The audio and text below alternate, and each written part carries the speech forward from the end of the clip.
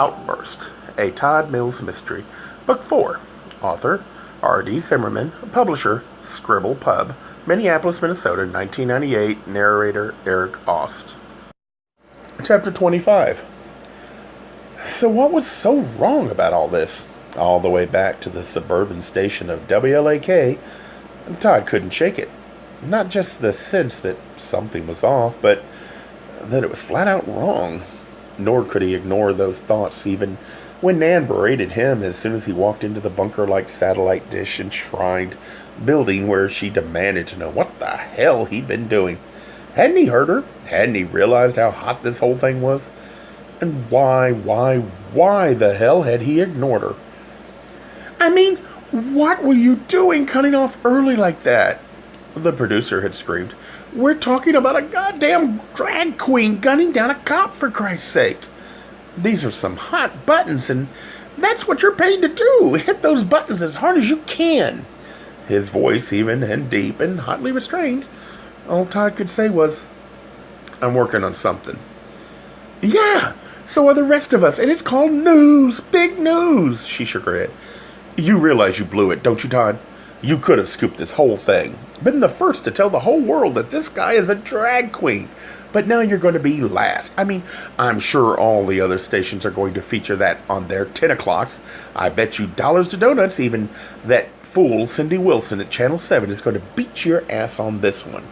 And now you know what you're going to have to do? Run like hell just to keep up with her and everyone else, when you could have won this whole thing hands down. As he reached his office with her yelling and trailing after him, he stopped at his door and said, Lay off, Nan. Trust me, something's wrong here, and I want to proceed with just a bit of caution. No shit, something's wrong, and I know what it... Todd put a finger to his lips and said, Shh, Todd. Ignoring her, he slipped into a small glass-walled office just off the main newsroom, closed the door, turned the wand of the white mini-blinds so that they shut completely, and stood there rubbing his brow. Stories like this didn't just come your way. No one just gave them away either. And yet he couldn't stem the sense that he was being given all this. He witnessed the murder. He found the body. He not only helped find a suspect, but he reported live from the scene of the arrest. As a matter of fact, he'd captured 2 out of the 3 major events of this case on film, which was unbelievable. Exactly. Unbelievable.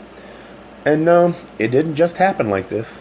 Todd would have liked to think he was that great, but events over the past few years had left him permanently humble and wise enough to know that there were 2 types of truths. The spoken one versus the real. Just last week, Marcia, an old friend from Northwestern University, had shattered yet another one of those supposed truths. This one held not simply by Todd, but by billions around the world. While she'd once been an aspiring actress at Northwestern, she'd eventually abandoned that dream, pursuing something more practical, namely a career as an accountant in suburban Chicago.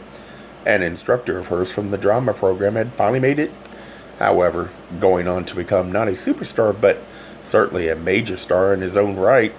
And this past Tuesday, the 2 of them had reconnected and gone out for a lengthy and gossipy lunch, when the star started talking about one of his more recent films, an action-adventure movie where he played the bad guy, opposite an actor who was one of the top hunks and biggest superstars in America. Marcia couldn't help but ask, I know Tim Chase is married, and God, his wife's so utterly beautiful, but every now and then you hear those rumors, Marcia began. I mean, forgive me, my idle curiosity, but tell me, is he or isn't he gay?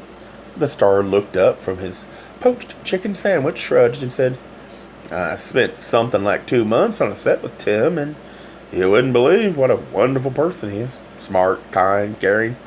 His wife, Gwen Owens, came for a while too. She brought their son for a couple of weeks. And man, those are the 2 most devoted parents I've ever seen. They love that little boy, and they really love each other. But Tim had a same-sex lover, a guy by the name of Rob, a nice guy too. He was on the set for a good chunk of the filming, and Tim and he shared a trailer and were completely open about it on the set. Everyone from the gaffer on up knew. But, Marcia's mouth dropped open. But what about Gwen Owens? She must know that he likes guys. There's no way she couldn't. And there was some kind of big blow up, though.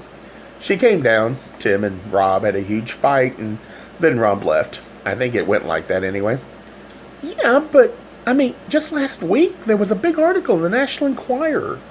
Okay, I didn't buy it. I just read it in line at the grocery store with Tim Chase on the cover. They said he wasn't gay, and then they had a long quote from his wife who said he was the straightest man she'd ever met. That's Hollywood. The Star had smiled. I'm sure his public relations person wrote the whole thing, her quote and all, and just fed it to them. That's the way these things go.